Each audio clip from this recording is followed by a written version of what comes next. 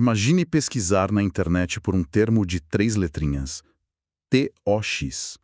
Num primeiro momento, os resultados mostram uma aplicação de mensagens, toda focada em privacidade e segurança. Certo. Aí, um clique depois, a gente está lendo um artigo da revista Nature sobre imunologia de ponta, sabe? A luta contra o câncer. Mundos completamente diferentes. E para deixar tudo ainda mais confuso, aparecem textos sobre toxicologia, venenos e até uma doença parasitária. A pergunta é: o que é que essas coisas podem ter em comum? Olha, à primeira vista, a resposta honesta é absolutamente nada. Exato. E é justamente isso que torna a nossa análise de hoje tão interessante. O que a gente recebeu aqui foi um conjunto de fontes que parece tipo um quebra-cabeças montado com as peças erradas. Uma salada de frutas total. Total. Temos o site de uma aplicação, publicações científicas super sérias sobre uma proteína e outros textos sobre toxicologia. Não faz sentido, né? Pois é. Então, o nosso desafio aqui é justamente esse. É separar o alho do bugalho. É um caso clássico de como uma única palavra pode ser um portal para universos completamente diferentes. Uhum. Vamos mergulhar em cada um desses toques para entender o que são, porque são importantes em cada área e, finalmente, colocar um pouco de ordem nessa confusão. Vamos começar pela tecnologia, pode ser? O mundo dos bits e bytes. Vamos lá. Ok, vamos desempacotar este primeiro tox. As fontes descrevem ele como uma aplicação de mensagens e chamadas de vídeo, basicamente uma alternativa a gigantes como o WhatsApp ou o Skype. Certo. A filosofia deles, e eu tô citando o site oficial aqui, é bem direta. Um novo tipo de mensagem instantânea, que o conecta com amigos e família sem que mais ninguém o ouça. A promessa, então, é de privacidade total. E o que é fascinante não é só a promessa, mas como eles tentam cumprir isso. As fontes destacam 3 pilares. O primeiro, e talvez o mais radical, é que o TOX é descentralizado. Descentralizado? É. Ele funciona numa rede que a gente chama de peer-to-peer. Na prática, o que isso quer dizer? Que não existem servidores centrais. As suas mensagens não passam por um grande data center de uma empresa no Vale do Silício, sabe? A comunicação é, na medida do possível, direta entre os usuários. Ok, descentralizado. Isso soa muito bem na teoria, né? Muito seguro, muito fora do sistema. Mas na prática, isso não torna a aplicação mais lenta ou, sei lá, instável? Se não tem um servidor central da Google ou da Meta garantindo que tudo funcione, quem é que garante? Essa é uma excelente pergunta. É o grande dilema da descentralização. A resposta é que, sim, tem um custo. Pode haver momentos de maior latência e a estabilidade depende da própria rede de usuários. Ah, entendi. Não tem uma empresa com uma equipe de engenheiros de plantão 24 horas por dia para corrigir falhas, entende? A garantia vem da arquitetura do sistema e da comunidade que o desenvolve.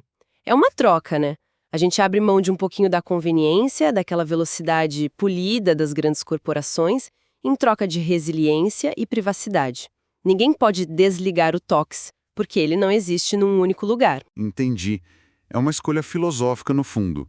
E quais são os outros pilares? O segundo é a criptografia de ponta a ponta. Hoje isso é mais comum, mas para eles é o ponto de partida. Garante que só quem envia e quem recebe consegue ler as mensagens. Ok. E o terceiro que define a alma do projeto é ser FOSS, Software Livre e de Código Aberto. Certo? FOSS. Isso significa que o código-fonte, tipo a receita do programa, é público. Qualquer programador no mundo pode inspecionar, procurar falhas de segurança, funcionalidades escondidas. É o oposto da caixa preta das aplicações comerciais. E, claro, é gratuito e sem anúncios. E o contexto em que ele nasceu diz tudo, né? Uma das fontes explica que o projeto TOX surgiu logo depois das revelações do Edward Snowden, lá em 2013, sobre a vigilância em massa da NSA. Exatamente. Então não é só um produto de tecnologia. É uma resposta política. É uma ferramenta criada por voluntários que olharam para o escândalo da vigilância e disseram: a gente precisa de uma alternativa que seja imune a isso. Exato. Mas essa busca por privacidade tem as suas nuances. E isso levanta uma questão importante que as fontes também mencionam: a confidencialidade do endereço IP. O TOX por padrão, ele não esconde o seu IP dos seus contatos. Ah, é? Ao adicionar alguém, essa pessoa consegue ver o seu endereço de rede. Para um anonimato mais robusto, o projeto sugere o uso em conjunto com a rede Tor, que aí sim anonimiza o tráfego. Então não é uma capa de invisibilidade mágica.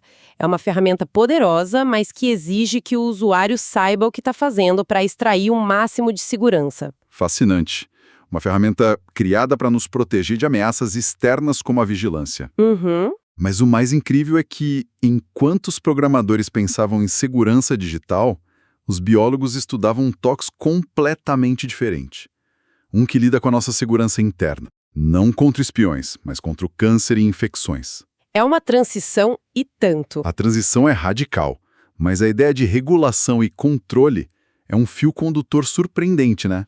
É um salto quântico, sem dúvida. Saímos do software e entramos no que a gente pode chamar de wearware, o nosso próprio corpo. Este segundo TOX é uma proteína. O nome completo é uma daquelas palavras que só cientista consegue pronunciar.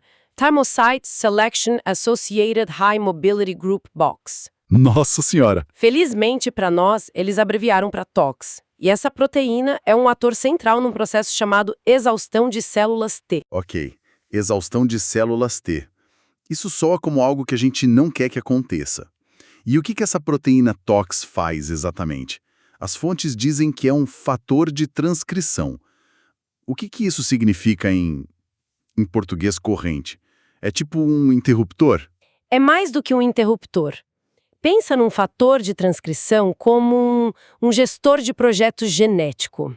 Ok. O nosso DNA é um manual de instruções completo da célula, com milhares de páginas. Tá. O trabalho desse gestor é ir no centro de controle da célula, abrir o manual e dar ordens específicas. Tipo, ativem as instruções da página 520, ou ignorem o capítulo 12 por agora. Basicamente, ele liga e desliga genes específicos. Entendi. E no caso da proteína TOX, a ordem que ela dá é a de iniciar o programa de exaustão. Peraí. Mas isso parece completamente contraintuitivo. Se o corpo está sendo atacado por um cancro ou uma infecção crônica, por que motivo o nosso próprio sistema imunitário iria essencialmente se render? Ou ficar exausto. Não deveria lutar até o fim? Parece um erro de projeto do corpo humano. Parece, não é? E essa foi a grande questão que intrigou os imunologistas durante anos. A explicação é que esse mecanismo é uma faca de dois gumes. Vamos usar uma analogia. As células T são os soldados de elite do nosso sistema imunitário. Numa infecção aguda, tipo uma gripe, a batalha é curta e intensa.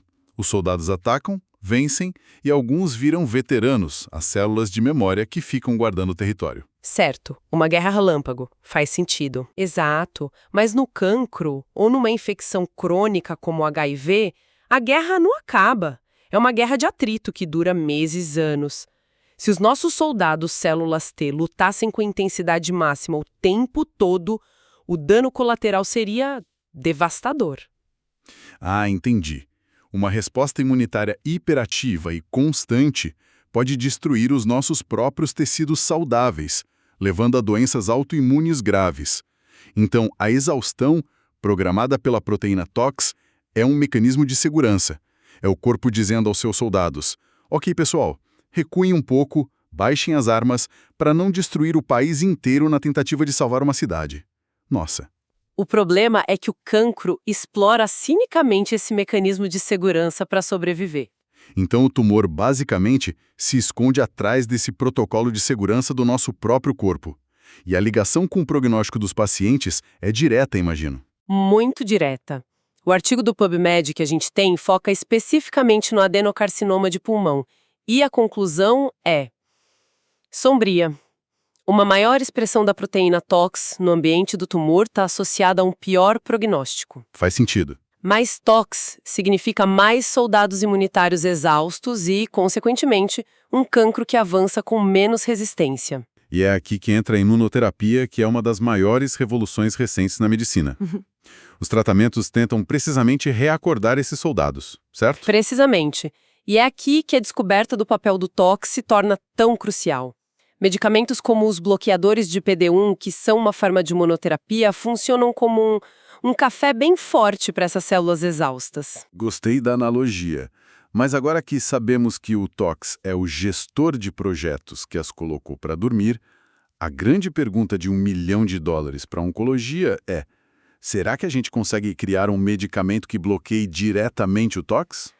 Uau! Imagina poder, com uma pílula, reativar um exército inteiro de células T que já estão dentro do tumor, prontas para lutar. Não é só sobre melhorar os tratamentos existentes, sabe?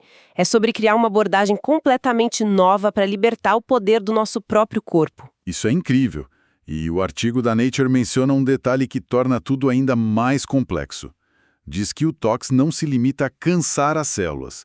Ele as reprograma a um nível epigenético profundo. Lá vem outra palavra técnica. O que significa isso? Essa é a parte mais alucinante. Pensa de novo no DNA como um manual de instruções completo. A epigenética não reescreve o manual, mas usa marcadores químicos, imagina tipo post-its e clipes de papel, para dizer à célula quais páginas ler e quais ignorar. Ok, visual. O que a proteína TOX faz é, essencialmente, colar um post-it gigante na página Atacar o Cancro, que diz: não leiam esta parte, finjam que não existe. Ele muda a forma como a célula lê as suas próprias instruções. Por isso é que reativá-las é um desafio tão grande. Não basta acordar os soldados, é preciso arrancar esses post-its e convencê-los a ler as ordens de ataque de novo. Uau! Que explicação fantástica! Ok, então já temos uma aplicação de mensagens focada em privacidade e uma proteína que regula o nosso exército interno. Já são dois mundos que não poderiam ser mais diferentes. Com certeza. Mas ainda falta resolver a última peça do quebra-cabeças: a toxicidade, a toxicologia. De onde vem essa palavra que soa tão parecida? Aqui a confusão é puramente uma questão de raízes de palavras, de etimologia. Uma das fontes, o artigo da Wikipédia sobre toxicidade, explica isso de forma muito clara. A palavra tóxico e todas as suas primas, toxicologia e intoxicação, vem do grego clássico. Grego. Isso, da palavra toxicon. E o significado original de toxicon era veneno para flechas. Veneno para flechas. Que específico. É impressionante como uma palavra com uma origem tão militar e antiga hoje é usada para descrever tudo, desde produtos químicos perigosos até relações abusivas. Exatamente, a palavra evoluiu, mas a raiz é essa. E esse é o prefixo tox, que a gente vê em toxicologia, que, como a fonte da Stat Pearls detalha, é o estudo científico dos venenos e dos seus efeitos no corpo. Certo. O rastreio toxicológico, por exemplo, é a aplicação prática disso: analisar amostras de sangue ou urina para detectar drogas ou outras substâncias nocivas. Esse artigo até menciona os desafios disso, como a possibilidade de falsos positivos, um resultado positivo que está errado. Exato, e falsos negativos, que é o contrário. É uma ciência bem complexa. E a toxoplasmose? É outra palavra que começa com toxo e causa muita preocupação, especialmente em grávidas. Entra nessa família de palavras. É outra coincidência sonora, um falso cognato biológico, por assim dizer. A fonte da Redditor explica que a toxoplasmose é uma infecção causada por um parasita, o Toxoplasma gondii. Embora a infecção possa, claro, ser prejudicial ou tóxica, a origem do nome do parasita é outra e não tem ligação direta com o toxicon, grego para veneno. É só o universo pregando uma peça linguística na gente, então. Exatamente isso. Ok, acho que finalmente conseguimos, desfizemos o nó. 3 mundos completamente distintos que colidiram por causa de uma palavra de 3 letras. Vamos recapitular para deixar tudo bem claro. Perfeito. O primeiro mundo é o do TOX, a aplicação. Pertence à tecnologia, à cibersegurança e ao debate sobre privacidade digital. É sobre comunicação descentralizada, código aberto e uma resposta à vigilância em massa. Depois, o segundo é o TOX, a proteína. Vive no universo da biologia, da imunologia e da medicina. É a peça-chave que regula a exaustão dos nossos soldados imunitários, as células T, e que se tornou um alvo super promissor na luta contra o câncer. E por fim, temos o prefixo tox. Este pertence ao mundo da química, da medicina legal e da toxicologia. Vem da palavra grega para veneno de flecha e abrange tudo que é nocivo ou venenoso para os seres vivos. O que fica disso tudo é que a gente começou com uma simples confusão de termos e acabamos por fazer uma viagem por 3 fronteiras do conhecimento humano. A luta pela liberdade digital, a complexa guerra que acontece dentro das nossas próprias células. E a antiga ciência dos venenos. É um exemplo perfeito de como a linguagem é um bisturi incrivelmente preciso dentro de um campo de especialistas, mas pode se tornar uma fonte de enorme confusão quando vista de fora, né? Totalmente. Para um programador, tox é uma coisa. Para uma imunologista é outra completamente diferente. Eles não falam a mesma língua, apesar de usarem a mesma palavra. E esta exploração faz a gente pensar em como as palavras que usamos podem nos pregar peças, não é? Uma simples pesquisa por tox pode atirar um fã de tecnologia para o meio de uma discussão sobre imunoterapia ou um biólogo para um fórum sobre software livre. Isso mostra que as barreiras entre os campos do conhecimento são às vezes tão finas quanto uma única palavra. Fica a pergunta: que outras colisões inesperadas de significado podem estar escondidas nas palavras que usamos todos os dias? E que mundos a gente poderia descobrir se apenas seguíssemos essas pistas linguísticas?